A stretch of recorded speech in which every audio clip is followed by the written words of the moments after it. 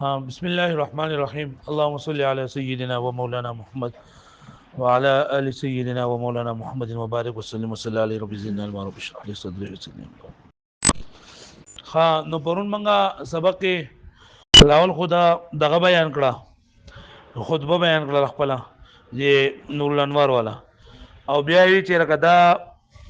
په منار باندې ما شرح ولي کلا ولي مو ولي کلا نو داغه هغه وجه بیان کړل او په کوم ځای کې مو ولي کلا او په ست طریقه باندې مو ولي کلا نو ټول خبرې اترې بیان کړل چې الله نه سوال او دعا او توفیق دا وکړو بیا اوس دی وی چې لکه خپل کتاب چې منار کوم شروع شوی دی نو بای کې الحمدلله الذي هدانا الى الصراط المستقيم دا ټکی دا کو نو برون بیا دا ویل شو چې تفسیر د الحمدلله خو واضح دی او په هدایت کې موږ خبره اتره شروع کړو چې موږ وی د هدایت دوه معنی دي ما ته تاسو ګورئ کنه ګورئ راشد تعالی کان د هدایت څو معنی دي دوه معنی دي یو د هدایت معنی سره قراءه الطريق او دوه معنی سره ایصال الى المطلوب قراءه الطريق معنی دا لار خودل قراءه الطريق معنی سره لار خودل او د ایصال الى المطلوب معنی سره مقصود ته رسول مقصود ته رسول بیا موږ ویلو چې د هدایت وو معنی دي او تاسو پر اوس کال اصول شاشي ویل چې کله یو لفظ د سی وی چې لفظ دی معنی ډیر وي نه د مشترک ویل کېږي په مشترک باندې بدل هغه وخت باندې عمل لګيږي سو پورې چې پای کې یو معنی د ترجیح نه ورکړل شي یا معنی متعین کړل شي نه کوم معنی ته ترجیح ورکړل شي نه ته اول وي تسویل ال تکنا ها نو موږ به د هدایت نه کوم معنی په کوم وخت کې اخلو نو پای کې پرون یو خبره موږ دا کړې وا چې موږ کله د هدایت نسبت الله ته وشي نو بیا به د هدایت نه مراد ایصال ال المطلوب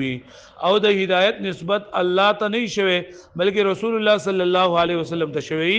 یا د هدایت نسبت نه دا دعوت شوي قران مجید ته شوي نو بیا به د دینه مراد دا دغوي اراءه الطريق بیا په اراءه الطريق او په ایصال ال المطلوب کې ما فرق دار چې ایصال ال المطلوب نو ورستو گمراهي ناممکن ده دا له رسو گمراهی سره او په اراءه الطريق غلطی جنا ممکن ده په اراءه الطريق غلطی سره ممکن ده او کتر اراءه الطريق نه مطلب چې نه دا ایصال ال المطلوب واخله نو بیا ولکه معنی به غلطیږي ویم دا ده چې دا هدایت نه هدایتو دا فعل متعدی ده سره فعل متعدی ده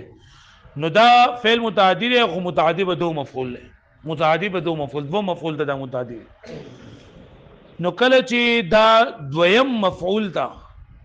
کله چې دا هدایت کله چې دا هدایت دویم مفعول تا په واسطه د حرف جر سره متعدی وي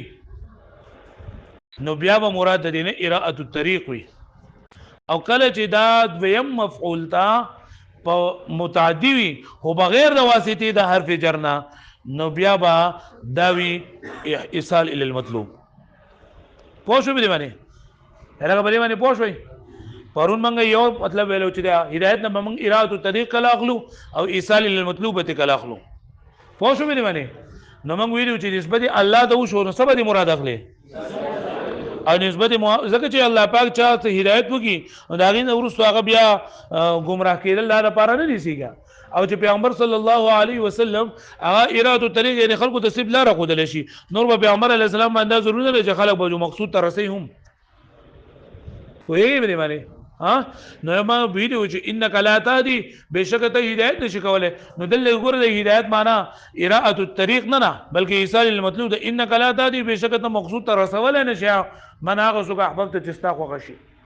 دغه معنا باندې انک لا تهدی بشک ته لار نشي خو دغه پیغمبر خو را لګل د دې لپاره چې خلکو ته لار وخی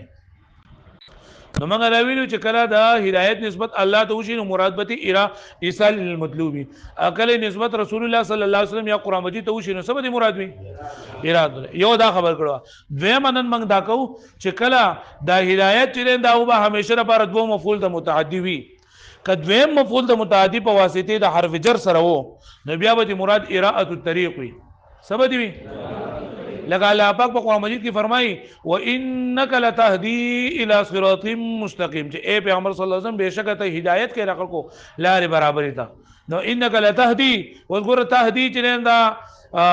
متعدی هدایت متعدی الی صراط مستقیم په مفعول دا په واسطه د حرف جر سره الی پکې راغلی کنه الی پکې راغلی کنه نو ګوره یو نسبت پیغمبر علیه السلام ته شویلې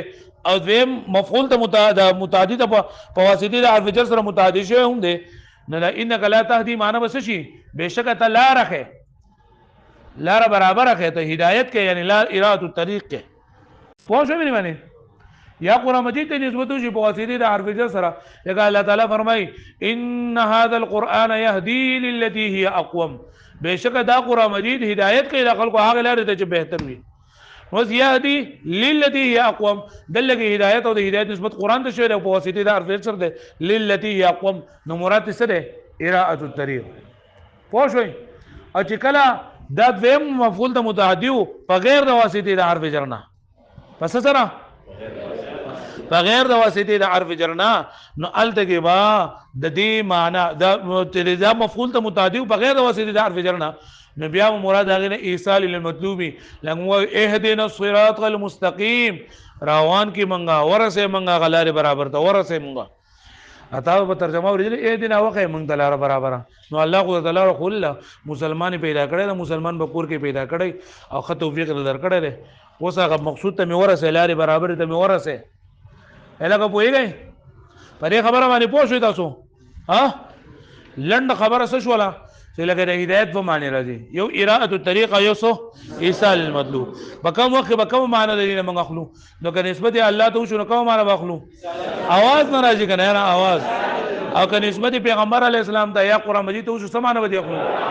اراده الطريق واخلو زما خبره کا متعدی او مفعول ده کا مفعول ته متعدی په واسطه د حرف جر سره جو بیا به کوم معنا اخلو اراده الطريق او کا بغیر د واسطه د حرف جر نه متعدی او مفعول ده دا دې کې دا خبره دویم مفعول بګی نشته لري خو چې بس مفعول ته متعدی په واسطه د حرف جر سره نو اراده الطريق وي او که بغیر د واسطه د حرف جر نو ایصال المطلوب وي پرې باندې پوه شوي وسره شي خبر الله الحمدلله الذي هدانا الى الصراط المستقيم چې ټول تعریفونه هغه ذات لري دي چې دغه الله موږ ته هدایت کړی دی الى الصراط المستقيم لارې برابر ده نو کدی ته ګوري کنه چې هدانا الى الصراط المستقيم کدی ته ګوري چې را دا هدانا الى الصراط المستقيم چې دغه الله موږ ته هدایت کړی دی لارې برابر ده نو د هدایت نسبت ما چاته وکړو الله ته مو کو کنه نو څه مطلب به اخلمه ایصال المطلوب کنه ایصال المطلوب ته مطلب اخلم کنه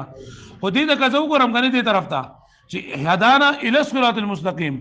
نوز به هدایت نه چې منګ ویلو چې کله هدایت دا متعدی وي مفعول د په واسطه د حرف جر نو کوم معنی واخلي اراده الطريق نو لفظ یو ده او محل یو ده نیابت یو اخلي یا به بل اخلي نو کومه صحیح ده او کومه غلطه ده خبره تر په ونه شوي لاول چې په مخه قص نه پوښینو په دې اعتراض نه پوهیږي لاول په دغه خبره باندې تاسو پوه شئ کنه چې د هدایت نسبت الله ته وشي نو سبب مراد وي او که د هدایت نسبت رسول الله صلی الله علیه وسلم ته او قران مجید ته وشي نو بیا به څه مراد وي دا خبره واضح شو صحیح شولا دویمه ده چې کله دا متعدی وي په واسطه د حرف جر سره مفعول ده نو بیا کوم معنی ده اراده الطريق او چې په واسطه د حرف جر بګینو نو بیا به څه معنی نو دلته په الحمدلله الذي هدانا په دې کې د ځوانه خبرې دي چې دی الله پاک موږ ته هدایت کړی دی الى الصراط المستقيم صحیح شولا ها نو که الله ته کدی ته ګوري چې دی هدایت نسبت الله ته شوی دی نو کوم معنی به اخلي او کدی ته ګوري چې د دین ورسو دا متعدی ته مفعول ته متعدی په واسطه د حرف جر سره نو اراده الطريق معنی به اخلي نو کوم معنی به اخلي پوه شو به معنی په اعتراض باندې پوه شو نو دوه جواب دي یو جواب داره چې د هدانا نو رسول رسوله محذوف ته سم محذوف ته رسوله چې هدانا رسوله چې هدایت کړل موږ ته چا الله نو بلکې داغه رسولانو چا کړل نو د هدایت نسبت چا ته وشو رسول ته او د هدایت نسبت رسول ته وشي سمانی او دلته جو میرات طریق شول د میرات طریق شو ټیک شولا ها صحیح شولا دیم جواب داره چې دا اله نه ده د هدایت نسبت الله ته شوی رسول ته نه شوی او دا اله چې دا زائد ده اله سره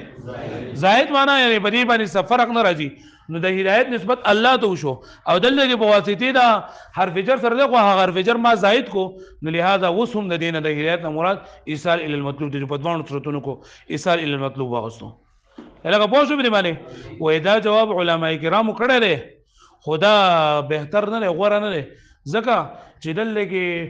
رسوله تعالی پر فاعل او باسي سره باسي او فاعل موصوف کیږي نو فاعل موصوف کیږي او دویم دا چې دا اله ته زائد غني نو اسی ولې زائد غني زائد خو کدا زائد ونو بیا هغه په دې کتاب کې راوړو الحمدلله الذي هدانا الى الصراط المستقيم د دې وجنه وای چې په دې ځای کې دغه خلجان شته اوس وګوره کتاب ته دغه ځای پوره وای به زما وقال المصنف رحمه الله عليه بعد ما تيمن بالتسميه وای مصنف رحمه الله عليه ورست د دینا چې د برکت حاصل کو په بسم الله سره یعنی بسم الله ځان له تفضل کې ویل پټي ویل نه خو زمونږ په خو ګمان چې د ویلي نور په کتاب کې د بسم الله نه لیکلي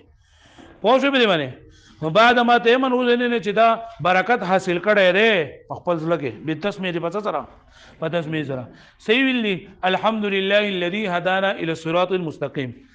چې الحمدلله ټول تعریفونه هغه ذات لري هدانا چې هدایت کړي مونږه الى الصراط المستقيم لاره برابر ته صراط مستقيم باندې خبره کوم څه دوی فتفسير قوله الحمد لله واضح وتفسير د دې مصنف د قول الحمد لله دا واضح دی نو چې واضح دی چې په کوم خبره تر نه کوم ولکه ما ته معلوم وي نو ما را ته بون ویلې چې واضح نه رہتا اوس واما الهدايه او د هدایت څه معنی دي دوا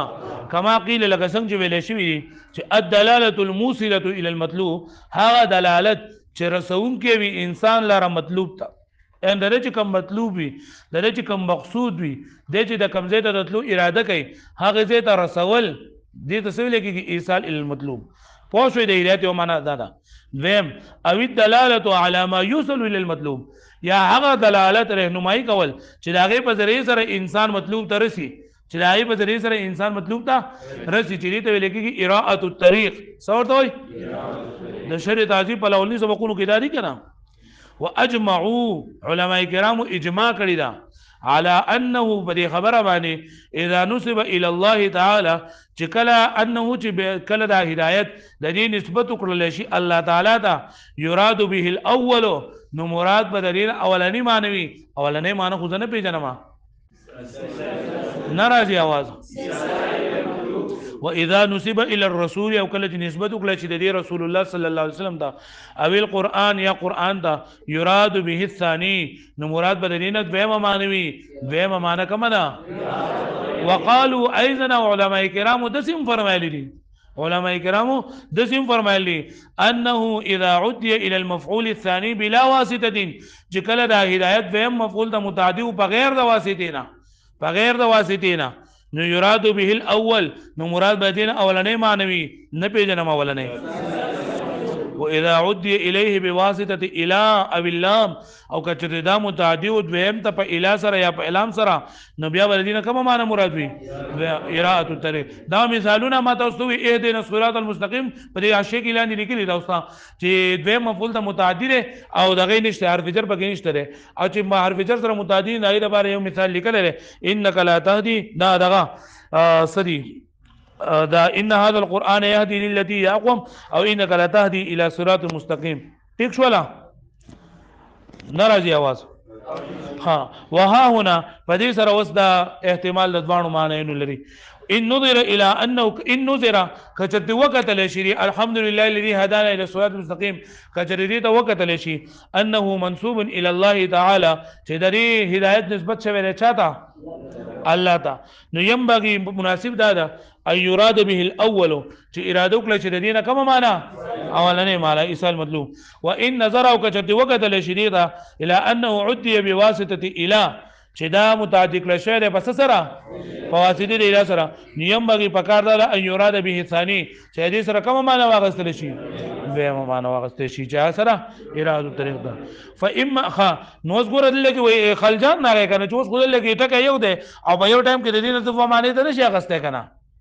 ها نو دا اشکال ختمول لپاره وي فاما ان يقدر هدانا رسوله وکچر دلته تقدیر راوړل شي یعنی پټ پک وګڼل شي هدانا رسوله پک پټ وګڼل شي نو اوس با د هدایت نسبت بچاته وشو رسول ته وشو نو چې رسول ته وشو نو دې مطلب څه وي اراده طریقه او رسوم اراده طریقه په ځوان چې کوم یو شان معنی شو کنه او یا بده شوی او یقال یا ویل شوی دي چې کلمه اله مزیده چې کلمه اله انداسره زائد ده للتاکید والتقویه د د تاکید او تقویت لپاره غلا نو چې کله اله تا زائد وګړو نو دا مفعول ته متعدی شو بغیر د واسطه د حرف جر نه بغیر د واسطه د حرف جر نه نو کومه معنی به مراد وي ایصال المطلوب وبالجمله لا يخلو هذا عن تمحل وبالجمله ودا زي چې نه دا خالی نه د دافونه د حلینا ځکه چې په دې صورت کې به بیا سره راځي یا تمحل بغیر چې په دې صورت کې به رسوله د پاره دا فاعل او فاعل په کلام کې نه حذف کیږي یو بدا د غرض او بل چې کلمه علاج ته زائد غني نو په کلمه کې ولې یو ټکی ته زائد غني په دې کو خلک صدقه نشته سوجې نشته چې ته زائد غني یلګه پوه شو به معنی ها خادم مکه به وې ما صراط مستقیم نه کومه لار مراد وې ما ها مدته وکي کنه چې یو کس ماته د دې خلاصو وای په پښتو